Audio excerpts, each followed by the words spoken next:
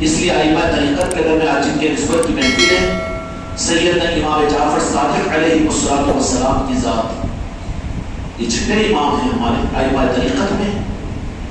مولا علی ساری امت کے مولا ہے، میرے مصطفیٰ نے پوری امت کو آپ کے حوالے کیا ہے۔ آپ کے صاحبزادے امام حسین علیہ السلام، امام حسن علیہ السلام، اور چھٹے امام ہیں امام جعفر صادق علیہ السلام۔ پھر چوتھے امام امام زین العابدین سید سجاد رضی اللہ تعالیٰ عنہ، اور پانچویں امام باقر علیہ السلام اور ان کے شہزادے امام جعفر صادق علیہ السلام۔ اور یہ پورے ائمہ اس دنیا کے اندر میں ظاہری طور پر بھی مقام شہادت کو حاصل کیا، مقام شہادت کو حاصل کیا، لوگوں نے سکون سے رہنے نہیں دیا۔ المیاں ستم ظریفی تو یہ ہے کہ میرے آقا دو جہاں کے مالک کے حیات ظاہرہ میں دشمنوں نے تلواریں چلائی اور دشمنوں نے مخالفتیں کی، لیکن ائمہ طریقت میں مولا علی کے ساتھ میں اور طریقت کی راہ کے اندر میں مسلمانوں نے مسجدوں سے ان پر فتووں کی تلواریں چلائی ہے، ان کے خلاف میں سازشیں رچائی ہے، مسلمان حکومتوں نے ان کے اوپر تلواریں چلائی ہے۔ تاریخ بڑی لمبی ہے۔ مولا علی کا قاتل بھی اسلام کا لوالا پڑھ کر، امام حسین علیہ السلام کو بھی شہید کس نے کیا؟ یہود و نصارہ نے۔ امام حسن علیہ السلام کی بھی شہادت کس نے کی؟ ان کے بیوی نے، مسلمان نے۔ سید سجاد کا معاملہ بھی اور دوسروں نے نہیں، مسلمانوں نے کرنا کھولے۔ امام باقر علیہ السلام کی شہادت بھی کس نے؟ مسلمانوں نے۔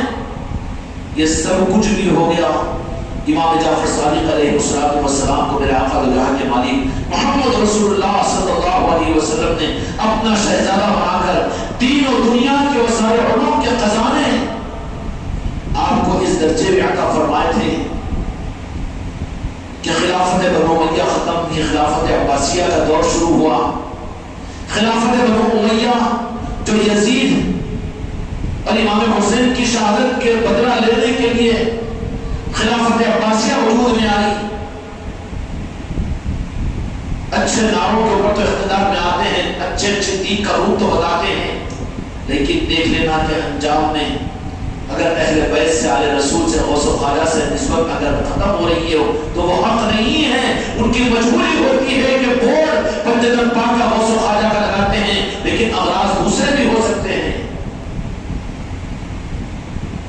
خلافت بنو امیہ کے اندر میں جب ختم ہوئی وہ تو خلافت عباسیہ کی شروعات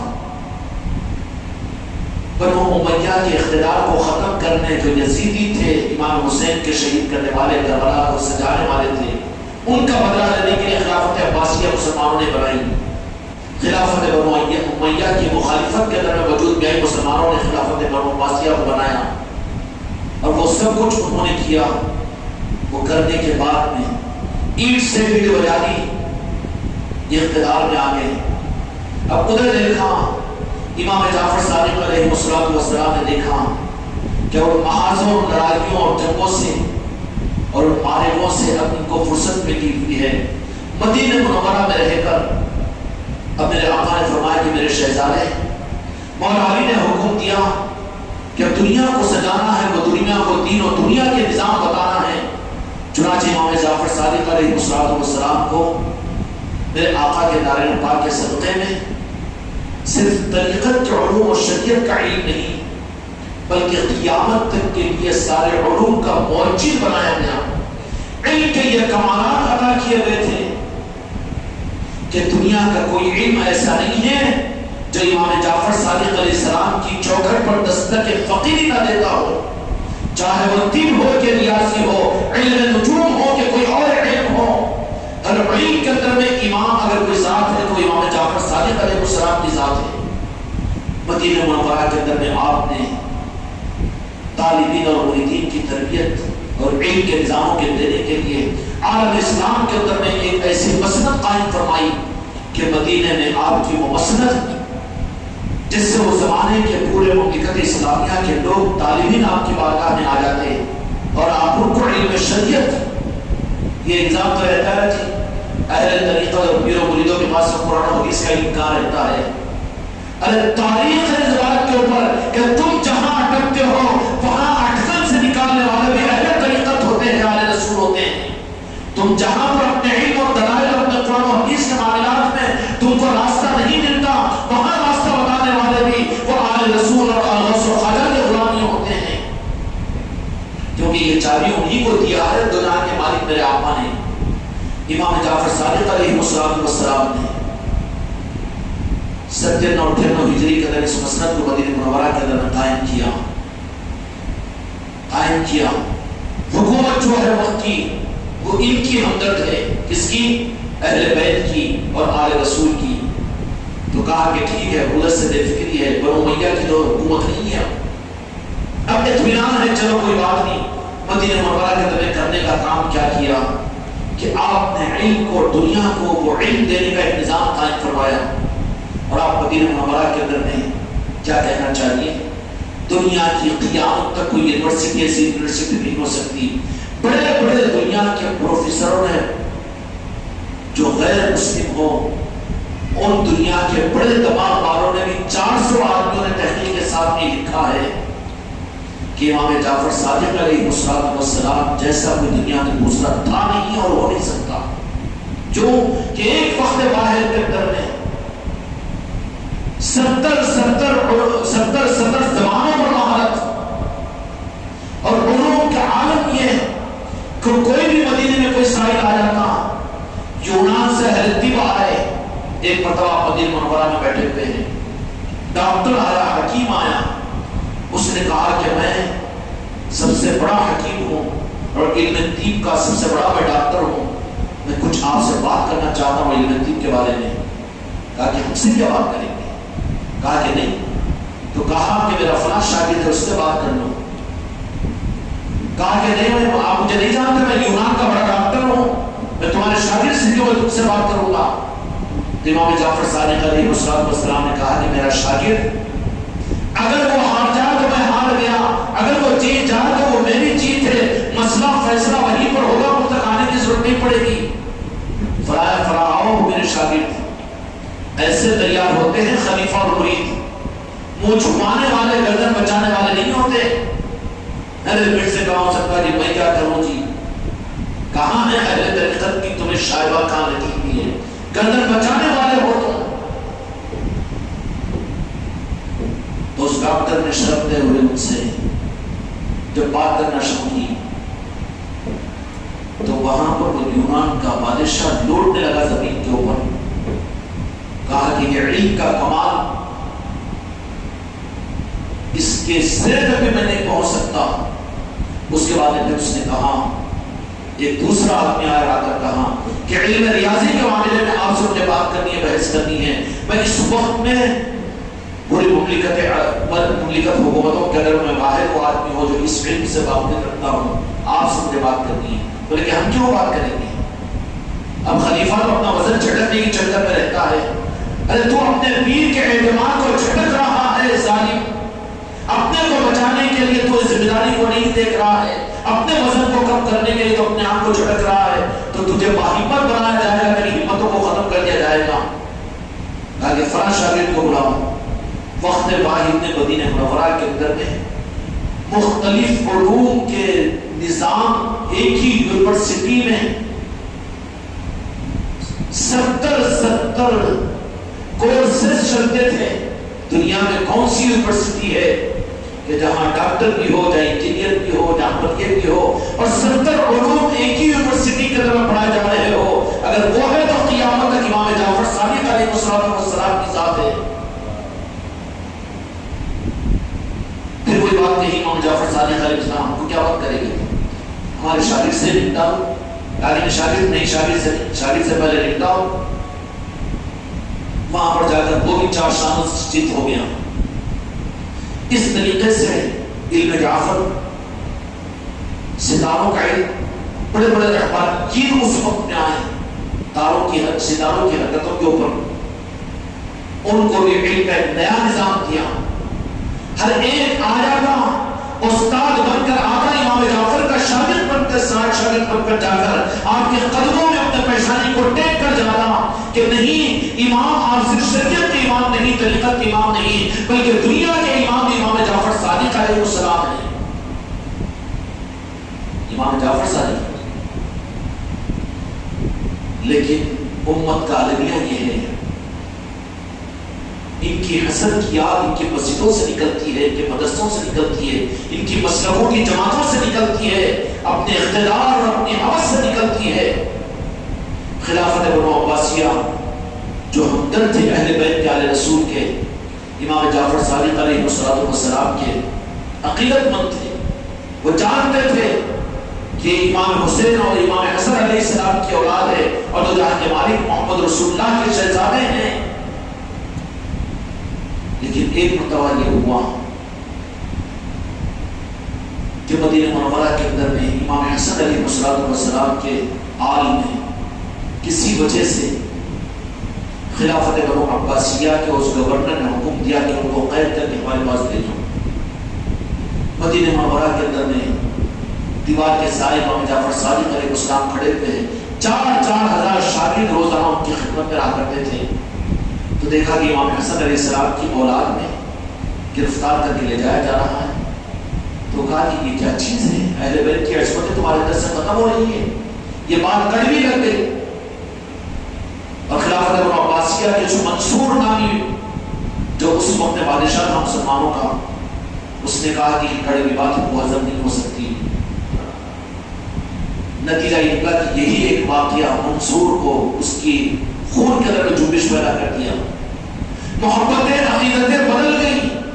اب کہنے لگا کہ ارے امام جعفر صادق علیہ السلام عقیدت کا مرکز اہل بیت ہے، لیکن اب یہ ہماری سرکست سے وہ ناراض ہوئے ہیں، تو یقینی بات ہے کہ امت ان کی قیادت کو قبول کرے گی۔ جسم تو ہمارے ساتھ میں ہے، لیکن دل تو امت کے ان کے ساتھ میں رہیں گے۔ یہی چیز ذریعہ بنی۔ کہا کہ مقابلے پر امام جعفر صادق علیہ السلام کے نہیں آ سکتے نا، تو کیا کرنا چاہیے؟ سازشیں کی، اور سازشیں کرنے کے بعد میں مدینے کے گورنر کے پاس بھی دبا، اس نے ملک کا خوشر کہا کہ یہ اہل بیت امام جعفر صادق علیہ السلام کی خدمت میں ہماری طرف سے پیش کرنا کہ وہ اہل بیت کے چاہنے والے ہیں۔ چاہنے والوں میں بھی دوست دشمن کو پہچاننا ضروری ہوتا ہے، کیوں کہ اسلام کی تاریخ ان حوادثات سے بڑی پھیلی ہوئی ہے۔ اس لیے اہل طریقت کے لیے دشمن دور نہیں ہوتا ہے، تمہارے بغلوں میں ہوتا ہے۔ اپنے آپ کو سنبھالنا ضروری ہے۔ محبتیں اپنی جگہ ہوگی، رشتہ داریاں اپنی جگہ ہوگی، ہمدردیاں اپنی جگہ ہوگی، احسانات اپنی جگہ ہوں گے، لیکن نسبت ہی دونوں بالمقابل میں نسبت پر اپنے روح کی نسبت کو باقی رکھنا نہیں۔ میرا بیٹا ہے، میری بیوی ہے، میرا سسرا ہے، میرا ساس ہے، گیا یہ نسبت کو بیچ دیا اس نے، کیونکہ سب کا بدل یہ نہیں بن سکتا۔ اس کو اگر سنبھالے تو وہ نسبت نکل جائے گی۔ نتیجہ یہ نکلا کہ اس نے منصور نے محسوس کیا جب آنے والے زمانے کے اندر میں کہیں ہمارا اقتدار خطرے میں نہ پڑ جائے، عقیدتیں ان کے ساتھ میں ہیں، تو سازش کیا کی؟ عقیدتوں کے ساتھ میرے آپ کے پیر کو تو ہم بھی بہت مانتے ہیں کہ ہمارا بھی تو کام بن گیا ہے، چلتا ہے، بولا جاتا ہے، لیکن شک مت کرو کسی پر۔ زندگی موت و حیات اللہ کے ہاتھ میں ہے۔ بزدل وہ ہوتے ہیں جو ہونے والی چیز کو نہ ہونے پر ڈرتے ہیں۔ بزدلی اپنے اندر میں سے نکالو۔ آدمی مرتا ہے ایک بار، وہ کیا جینا ہے جو مرنے کے ڈر میں جیے۔ امام جعفر صادق علیہ السلام کا جب شہرہ اتنا بلند ہوا، حسد کہ نہیں تو پھر کہاں بات وہیں پر چلے جائے گی، بہت اچھے تھے تو بہت برے کیسے ہو گئے، کیوں برے ہوئے، برے کیوں ہوئے، اس کی وجہ کیا؟ خیر خائی نہیں تھی بلکہ عداوت تھی۔ کہنے لگے کہ نہیں حکومت کو بھی خطرہ ہوگا، نا ان کے دل تو امت کے ان کے ساتھ میں جڑے ہوئے ہیں۔ تو پھر مدینے کے گورنر کو اس نے کہا کہ اہل بیت کے ہم محبین ہیں، چاہنے والے ہیں، ان سے محبت کرنے والے ہیں، لہٰذا یہ انگور ان کی خدمت میں ہدیہ ہماری طرف سے قبول کروائے۔ امام جعفر صادق علیہ السلام اس انگوروں کو دیکھ کر لانے والے کو دیکھیں کہ کس مقصد کے لیے آئے ہیں، تو اللہ کی طرف سے پردہ ہے تو اس کو کھولتے بھی نہیں ہیں، ٹھیک ہے اللہ کی مرضی ہے۔ اسی لمحے میں رابطہ کیا اور کہا کہ ٹھیک ہے، جس نے انگور بھیجا ہے، کوئی نہیں کہنا کہ بازو رکھ دو، خود کھا کر کہنا کہ اس کا مقصد اس کا دل ٹھنڈا اس سے ہوتا ہو کہ میں انگور کھا لوں اور وہ مقصد میں کامیاب ہو جائے، زہر لے ہوئے انگور تھے وہ، اطلاع دے دینا اس کے مقصد میں اس کو کامیابی مل گئی ہے اور یہ انگور میں نے رکھوایا، بعد میں نہیں کھایا، بلکہ کہہ دینا یہ اطلاع دے دینا کہ میں انگور کھایا ہوں، فوراً لیا انگور کھایا۔ موت سے ڈرنے والے علی کے سپاہی، ہیبت کھا کے کونے چھپنے والے علی کے سپاہی، تمہاری تاریخ نہیں ہے، تمہاری نسبت میں تمہارے نسب میں پھر فرق ہے، جو ان کا بن جاتا ہے ان کی نسبتوں کے اوپر تو اس کو اسی ہمت ملتی ہے، وہ ڈرنے والا نہیں ہوتا، زمانے کو حق دینے والا ہوتا ہے، وہ پیچھے ہٹنے والا نہیں ہوتا بلکہ حق کو سامنے رکھنے والا ہوتا ہے، اپنی نسبتوں کو سمجھانے والا ہوتا ہے، وہ خطرات میں پڑنا جانتا ہے، خطرات سے بچنے کی چکر میں نہیں رہتا۔ اور وہی چیز امام جعفر صادق علیہ السلام نے انگور کھائے، اس کا زہر اثر کرنا شروع ہوا اور اسی حالت میں آپ کی شہادت ہوئی ہے، اسی حالت میں امام جعفر صادق علیہ السلام کی شہادت ہوئی ہے، اور آپ کی شہادت کے بعد میں صرف اسلام کا نہیں، کیسے کارنامے، قیامت تک ان کے کارناموں کو کوئی ایک جگہ جمع نہیں کر سکتا، کون سے علم۔ بعض لوگوں نے آگے سوال کیا کہ امام جعفر صادق آپ کا معاملہ کیا ہے کہ آپ کوئی اگر سریانی زبان میں آ کے بات کرتا ہے تو بڑی روانی کے ساتھ سریانی زبان میں بات کرتے ہیں، اور کوئی آ کر کوئی زبان میں، کوئی آ کر کوئی زبان میں، کوئی آ کر کوئی زبان میں بات کرتا ہے تو جیسے اپنی مادری زبان میں ویسی بات کرتے ہیں، اور پھر کہیں پر کوئی حدیث آپ نے صحابہ کرام سے نقل نہیں کرتے بلکہ آپ نقل کرتے ہیں، تو امام باقر علیہ السلام سے آپ نقل کرتے ہیں، یہاں تو صحابہ کرام کی خدمت ہے نبی، یہ دودھ ہے چھن چھن کر، دودھ میں پانی کے پانی دودھ میں، بلائی غیب نظام ہے، قابل قدر اس کا انکار نہیں، لیکن اس کے ساتھ میں ایک نظام وہ ہے جہاں پر پیور چیز ملتی ہے، کون سا خریدیں گے جی؟ کون سا خریدیں گے؟ مکسنگ کا یا پیور کا؟ جب اویلیبل ہے تو پیورٹی کو خریدو، عقل اگر ہے بے وقوف نہ ہو تو، ورنہ ہمارے جا کر پھر دودھ کی شکل میں یوریا کے جراثیم ملا کر دیں گے تو کوئی یوریا کا دودھ مارو، پھر پھیپڑے خراب، کڈنیاں خراب، قسمت ہی تمہارے ہیں، پھر پیو۔ اس لیے اہل بیت کی نسبتیں، غوث و خواجہ کی نسبتیں، یہ پیور ایک نظام ہے جو قیامت تک میرے مصطفیٰ نے رکھا ہے۔ اگر ملتا ہو کہیں پر کسی چوکھٹ پر کوئی کامل اگر بھی ملتا ہو تو اللہ سے مانگ کر اس کی غلامی کو، اپنی زندگی کا بھروسہ نہیں، مرنے سے پہلے اس کے دامن سے وابستہ ہو جاؤ تاکہ ہیلا بن جائے کہ قیامت کے میدان میں ہم بھی یا امام جعفر صادق ہم بھی تمہارے سلسلے سے ہیں، ہم بھی تمہارے ماننے والوں اور تمہاری حال کے وابستگار میں ہیں، ہیلا بن جائے گا، ورنہ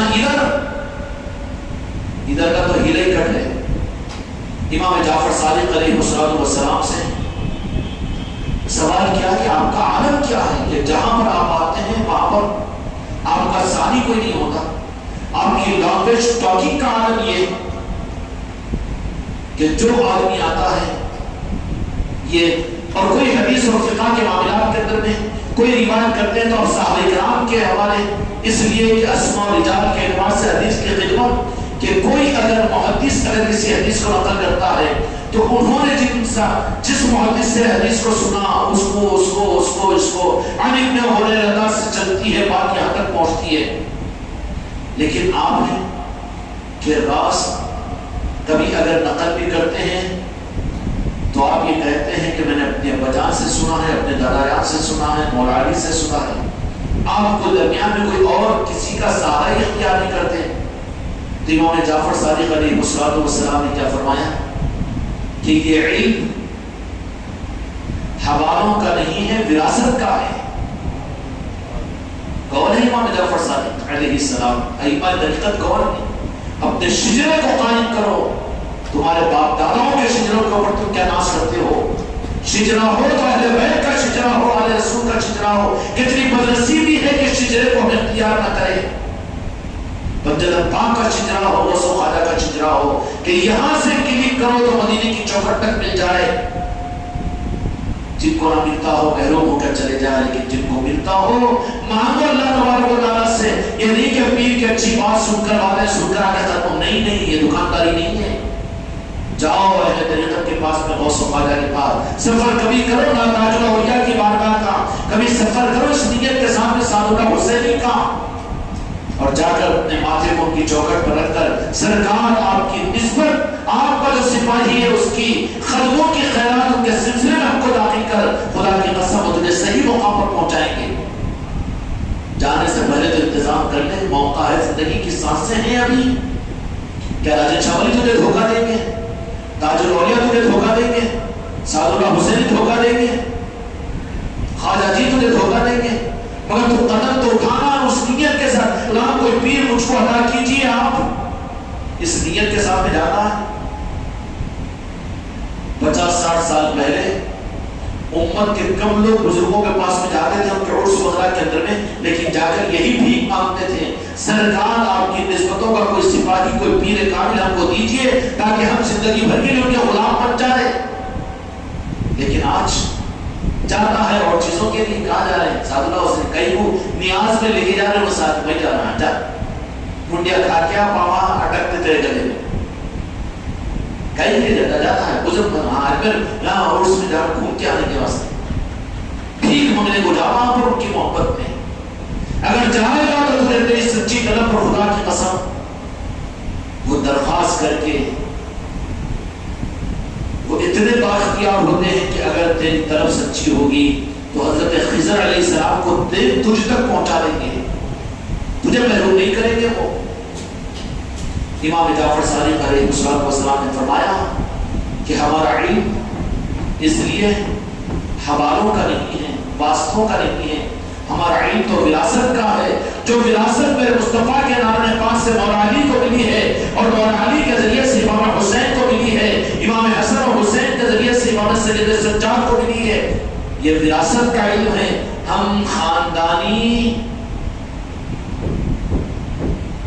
خاندانی رئیس سے، خاندانی وارث سے، خاندانی جو وارث ہوتے ہیں، ان کو کوئی مسئلہ نہیں ہوتا، ان کو کوئی پھوٹنے والا نہیں ہوتا، خزانے سے چاہے جتنا خرچ کرے، اس لیے کہ وہ وارث ہے۔ اس لیے امام جعفر صادق علیہ السلام نے فرمایا کہ جب کوئی ہمارے پاس میں آتا ہے تو ہم نے باضابطہ اپنی زندگی میں ان علوم کو حاصل نہیں کیا۔ قانون تو کیا ہے کہ پہلے حاصل کرتے ہیں، پہلے شاگرد ہونا، بعد میں استاد ہوتا نا جی۔ اس لیے استاد کے سامنے شاگردی بن کر رہو۔ شاگرد کا مطلب کیا ہے؟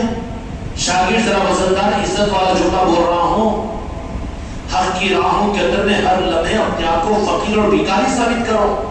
بھیکاری کا اپنا کوئی اسٹیٹس نہیں ہوتا، اپنی کوئی حرکت نہیں ہوتی، وہ تو ہاتھ اٹھاتا ہے، ہاتھوں سے بھی، دامن سے بھی، جیب سے بھی، پیروں پر بھی، جو فقیر ہے خیرات لینا اس کو۔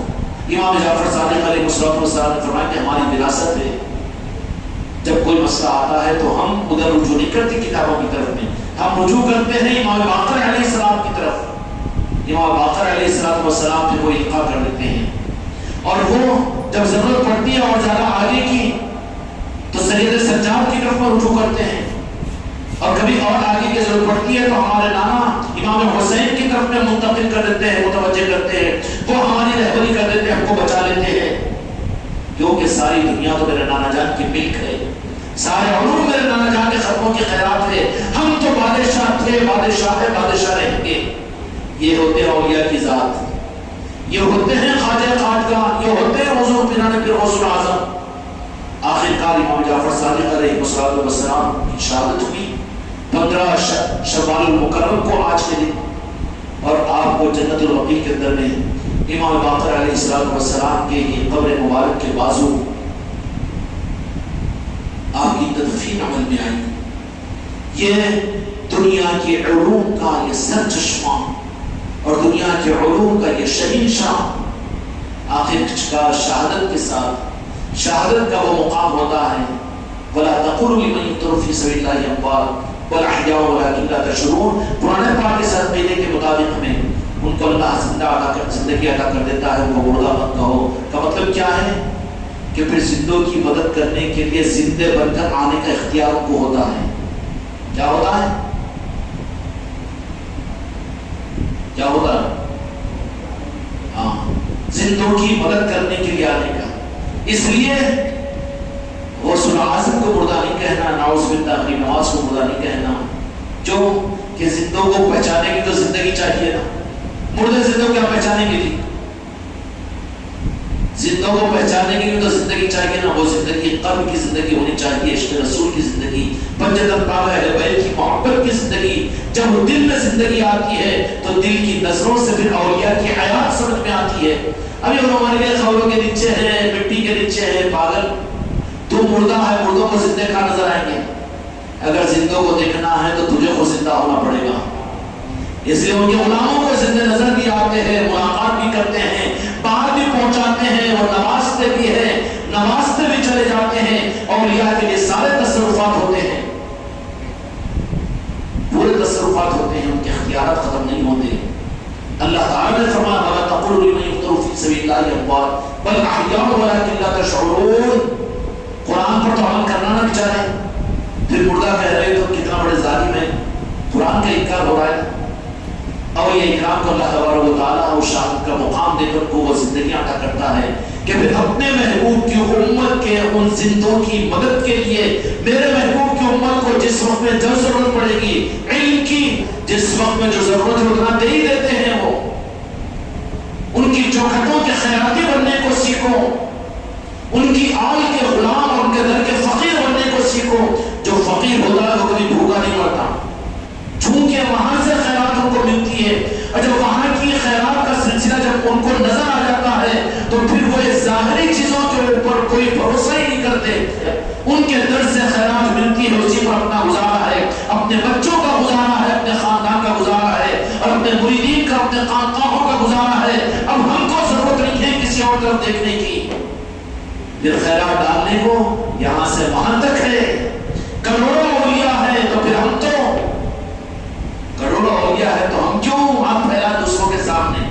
ہم کو کیا ضرورت ہے ہاتھ پھیلانے کی؟ ان کے ہم فقیر اگر ہیں تو خدا کی قسم قیامت اس خانقاہ محمدی کو ایسی بے نیازی کے سامنے رکھیں گے۔ مگر ضرورت ہے کہ بھکاری بنو، اکڑو مت، ہر حال میں بھکاری بن کر رہو۔ ہم بھکاری ہیں، راجن شاہ ولی کے بھی ہم بھکاری ہیں، تاج الاولیاء کے بھی ہم بھکاری ہیں، سامر پاک کے بھی ہم بھکاری ہیں، پیر کے بھی۔ تم اگر اپنے آپ کو سمجھ رہے ہو اچھا لو بازو ہٹو، ہم کو کیا ضرورت ہے تم سے؟ اس لیے ہم فقیر ہیں اپنے پیر سے لے کر تو جہاں کے مالک میرے آقا محمد رسول اللہ صلی اللہ علیہ وسلم کے نعرے میں پاک۔ یہی فقیری ہر جگہ تم کو دنیا میں شاہی بنائے گی، دنیا میں تاجور بنائے گی۔ ان کے در کا فقیر دنیا کا تاجور بنتا ہے، دنیا کا۔ اگر یہ فقیری کو برداشت نہ کرو، ان کی نظر سے گرے گا تو تجھے یہود و نصارہ کافر و مشرک کے سامنے سفید رومال لال رومال لے کر اپنے دامن کو پھیلا کر اسمبلی اور پارلیمنٹوں کے سامنے بھیک مانگنا پڑے گا تجھے۔ ہم کو مراد دو، ہم کو کنسیشن دو، ہم کو سبسڈی دو، ہم کو مکانات دو، ہم کو مراد دو، مانگنا پڑے گا نہیں مانگنا پڑے گا؟ تو بہتر یہ فقیری ہے کہ نہیں وہ سفارہ کی؟ اس لیے اپنی اوقات فقیری کی ہے، اور ہم فقیر دنیا والوں کے نہیں ہیں، ہم فقیر پنجتن پاک کے ہیں، ہم اولیاء کے ہیں، غوث و خواجہ کے ہیں۔ اس کی ٹریننگ خانقاہ کے اندر میں اس کی ٹریننگ فرسٹ ٹریننگ ڈیوٹی پیر کی ہوتی ہے، وہاں سے پھر آگے بڑھتے ہیں۔ سمجھ میں آئی؟ امام جعفر صادق علیہ السلام نے فرمایا کہ ہمارے پاس میں خیرات ہم کو ملتی ہے اپنے آقاؤں سے، ہم کو ضرورت نہیں پڑتی۔ خدمت اپنی جگہ ہے، تمام صحابہ کرام کی وہاں پر حدیث سے انہوں نے نقل کی، لیکن جن کو گھر کے راز معلوم ہو، گھر والوں سے زیادہ باہر والے کیا جانتے ہیں؟ امام جعفر صادق علیہ السلام نے شریعت میں ایک مرتبہ ایک آدمی آیا، وضو کے پر ایک مسئلہ پوچھا تو کہا کہ اس سے آگے، تو وہیں پر بٹھایا عشاء کے بعد، اور بٹھا کر فجر تک 6000 مسائل وضو کے بیان کر دیے، 6000، اور کہا کہ کل ظہر تک بھی بیٹھے گا تو تجھے بتاؤں گا ایک وضو کے مسائل میں۔ انہوں عالم ہے کہ مفتی ہے کہ خانقاہ میں انہوں پیر جاہل ہے نا، تانا دیتے نا جی، لیکن ان کے گھر کا فقیر ہے تو لاج رکھتے ہیں، وہ لاج رکھتے ہیں، بات چلتی ہے، خیرات وہاں سے مانگ لیتے ہیں، ان کو مل جاتی ہے۔ اب دوسرے بیچارے کتابیں پڑھے ہوئے، بیانات سنے ہوئے، کانوں میں لگا لگا کر سن کر جو تیاری کر کے آتے وہ غلط یہ صحیح، یہ غلط وہ صحیح، ویسا نہیں ایسا نہیں۔ اب کون بیچارے تلواریں مارنا جانتے ہیں، ان کا کیا قصور ہے بیچاروں کا؟ پیٹ میں دکھتے رہتا ہے ان کو، بری نہ اتنی عقیدت مندی کیوں کرتے، نا اعتبار کیوں کرتے، اتنا بھروسہ کیوں کرتے؟ ہم بولے تو اتنا دلائل کے ساتھ بولے تو بھروسہ نہیں کرتے، مگر ان کی خالی بات ہے تو اس پر اتنا اعتماد، یہ تو پیٹ میں درد ہوتا ہے۔ اس لیے میرے بھائیوں ایک نظام وہ ہے جو خیرات کے ملنے کا ہے، اور خیرات پھر وہ حق کی خیرات وہاں سے ملنے کے ایک راستہ ہے جو سراسل کی صورت میں ہے۔ امام جعفر صادق علیہ السلام نے دنیا کو دنیا بھی دیا، دنیا کے علوم بھی دیا۔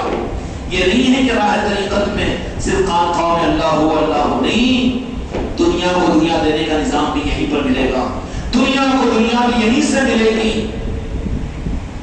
نہ تخت و تاج میں ہے، نہ فوج و سپاہ میں، جو بات مرد قلندر کی بارگاہ میں ہے۔ امام جعفر صادق علیہ السلام نے دنیا بھی دی اور پھر دین بھی دیا، شریعت بھی دی، طریقت بھی دی، معرفت بھی دی۔ چنانچہ علمی اور دینی خدمات کے اندر امام جعفر صادق علیہ السلام نے طریقت اور فقہ کے وہ مسائل دیے ہیں، اتنے باریک باریک مسائل کہ اندازہ نہیں کر سکتے۔ اور امام جعفر صادق علیہ السلام چونکہ اصل چیز کو لے کر دینے والے تھے، تو اصل دین جو ملا امت کو اہل بیت سے ملا، مسجد پاک سے اور آل رسول سے ملا۔ اہل طریقت جو ہوتے ہیں کیا کرتے ہیں؟ ہر چیز بانٹتے ہیں، اور جب وہ بانٹنے والے ہوتے ہیں تو دینے والے ان کو اتنا دیتے ہیں کہ یہ بانٹتے بانٹتے نہیں تھکتے اور وہ دیتے دیتے نہیں تھکتے۔ اس لیے امام جعفر صادق علیہ السلام نے اپنی حیات ظاہرہ کے اندر بتا دیا کہ صرف اہل طریقت کے پاس میں آلے لیے روڑا لہری کے پاس میں صرف طریقت نہیں، شریعت نہیں، بلکہ دنیا کو دنیا دے سکتے ہیں۔ آج بھی ان کے علم سے دنیا فائدہ حاصل کر رہی ہے۔ میتھمیٹکس کے موجب وہی ہیں، اور ہزاروں علوم کے موجب وہی ہے۔ خیرات مانگتی ہے دنیا ان کے پاس میں، اور وہ بے نیاز ہیں، اور آج بھی دنیا کو وہ دے رہے ہیں۔ اس لیے خوش قسمتی سے اگر ان کی نسبتیں کرنے کی بھی تو اس کی قدر کرنا۔ اللہ تعالیٰ ہم کو ہم کے ساتھ آگے بڑھائے۔